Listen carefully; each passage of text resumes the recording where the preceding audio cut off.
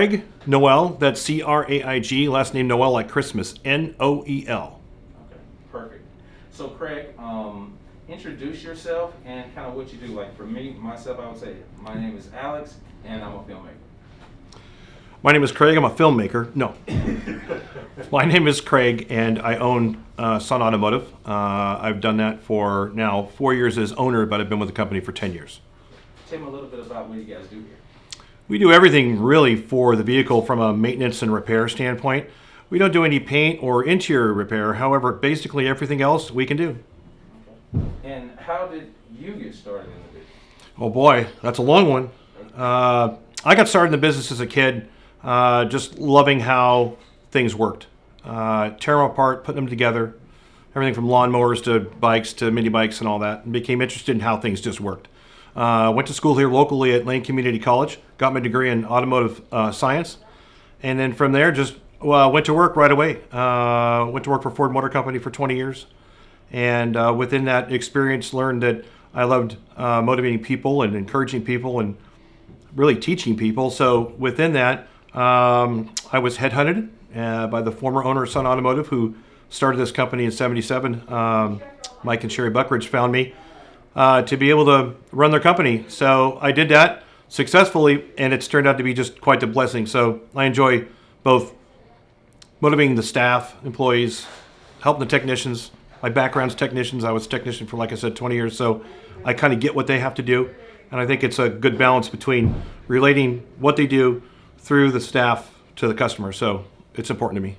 Gotcha. So when you were young, you liked tearing stuff down, building it back. Mm-hmm. From the time that you were youth, what encouraged you to keep moving forward in this particular industry in order for you to go to school for it? So, honest answer. My dad knew that my talents were not necessarily here, but they were here. And so instead of pushing a scholastic path, it was more, look, let's just enhance what you're naturally gifted with. And so I kind of went right out of high school knowing that, I didn't want to go to the junior college route or anything like that. And because my hobby at the time were, hot rods and street rods, it was just kind of a natural path. So I'm glad that he kind of basically said, look, let's just give this a whirl. Let's see if this is something that you can really do professionally. And it was like a pig in mud, as they say. So I fit perfectly, and it was awesome. It was great. Nice. Great answer. In that, the kinds of staff and people that you have working here, what do you look for when outside of or including the technical aspect, what do you look for in the people that you choose to work with? That's a great question, and the answer is going to be loaded because it's multifaceted. So when it comes to a technician, obviously I look for people with people skills, but I'll get to that in just a second. But most importantly, from a technician standpoint, I look for something that's similar in myself, which is somebody who's naturally interested in how something works, because the curiosity drives them trying to find what the answer is from a natural point, not necessarily for me telling them what to do. And I think that curiosity develops great diagnostic skills, great follow-through skills, and it's just naturally something that enhances everybody's ability here, and they work well together. So that's what I look for in a technician. When it comes to service advisors, who are the people that greet customers when they come in and listen to their stories and situations with their vehicle, it's extremely important that I find people that are people, because you can train processes and you can train procedures, but you can't train people skills, right? So believe it or not, anybody from a barista to a waiter or waitress, or anybody in the service industry potentially could be great candidates for what needs to be a people-driven position. So believe it or not, it's people with people skills. So in a statement, if you could say what you look for in an potential employee for SunAutomotive, in a brief statement, what would you say? A person that wants to help people. So both the technician who is curious about how the car works and wants to really help a person continue on with life with their vehicle being ready and able to be driven safely, to people in the front lines, we call it, service advisors, who want to help people because they're going through a difficult situation, right? The mom can't get the kids to the soccer practice or wherever they may need to go for school or whatnot. And we want to be able to help them through that. They've got, a life to continue with. So it's all part of a bigger piece to continue or help them continue with life. Gotcha. Another question I have is, it's based on something that we talked about earlier today. The automotive industry, the maintenance of auto, we know how it's changed as far as technology, right? What would you say to youth to, how do I even phrase this question? How do we connect the dots? How do we connect the dots? Yeah. That's a great question. The answer is actually rather simple. So back in the day, we didn't have a lot of computers to have to deal with not only just socially, but with the vehicle. As things developed in the industry, what we now see is a great deal of IT-centered equipment. Everything from computers to CAN lines to communication to basically what looks like a large iPad to everything within a vehicle that is a creature feature that today's youth already has experience with, believe it or not, can tie directly in to what we have to do now on top of being a mechanic or a technician, right? So we're not just mechanics anymore. I say we because I still get out there with a wrench, but we're not just a mechanic. We're the plumber, we're the electrician, we're the IT tech. We're a software, engineer to a degree to be able to assess through all of that in a compact sense what's going on with the car. So kids today, they're really interested in gaming. They're really gifted at IT stuff, could potentially be extremely good diagnosticians. And there's no reason why they couldn't make close to or over 6 figures a year being able to do diagnostic work or what we call drivability work. So there's a lot of potential for kids nowadays with what they're naturally exposed to, which is fantastic. Great answer. What would you say to young people, youth, that may be interested or may not even know that they would be interested in what they can expect if they came and did, say, an internship or something like that here at SunAutomotive? So interesting because we were chatting about this earlier relative to, when I was a kid where, you had the exposure to wood shop, metal shop, auto shop, and that's gone today. So I feel it's our responsibility, not job. It's our responsibility to be able to try to pay that forward or turn the switch on to those kids who are really trying to think about what I want to do. So for those who are maybe struggling trying to figure out whether or not it's a educational path or more of a service industry path, I think our job is to turn that light bulb on. So how do we do that? It's about letting them know what's available at their fingertips. And there's different avenues to be able to do that. It could be somebody really into computers that wants to be a diagnostician or a technician.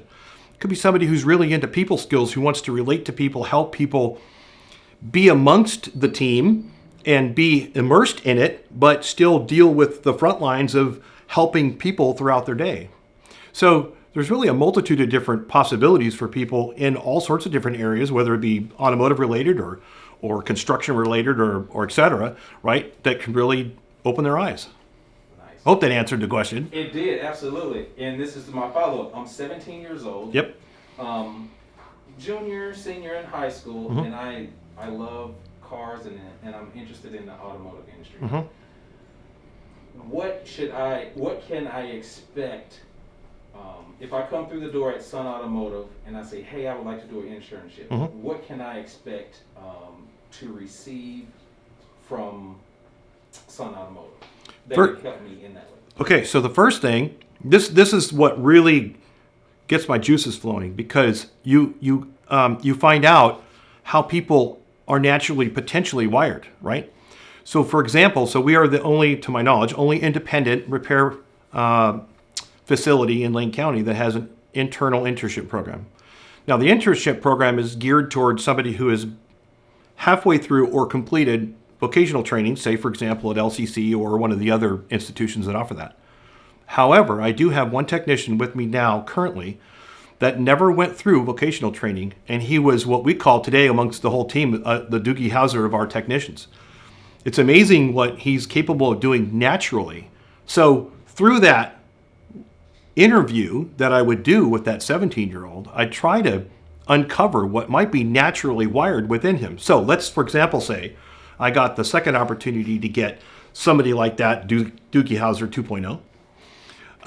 If that were the case, and I would identify some key problem-solving skills, natural interest skill sets, and other things, it's possible that we could put him directly into the internship program, and the internship program teams them up with a current A technician, we say, somebody with a lot of experience. So they directly and immediately get hands-on experience to understand the real-life situations. I depict it like this, which is kind of ironic. You could have, back in the day, way back in the day, sat down and took 2 hours to explain to me how to play Monopoly. But to sit down and go and play it, I could pick it up in 10 minutes. Like most younger kids that might be in that skill set of being understanding of how a car might work, right? So sometimes getting right in it right away and getting exposed to it, I think is extremely helpful.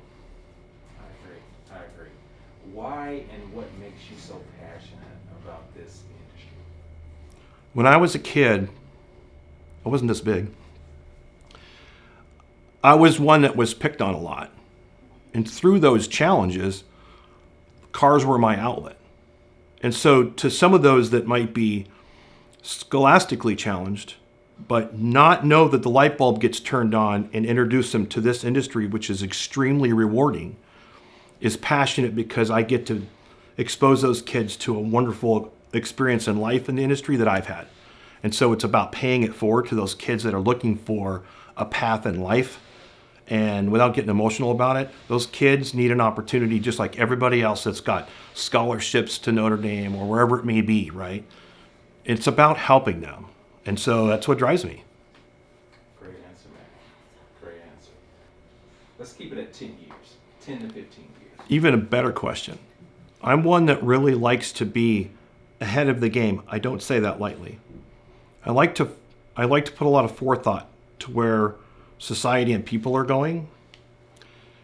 And just like recently we've been discussing about how everybody's really tired of all the white noise going on just in society and what's going on in our world today. They're even getting tired of just kind of the mundane processes that we have to go through for customer service. So one of them is that we're trying to evolve into something that would be almost a touchless process, potentially. I haven't gotten there yet.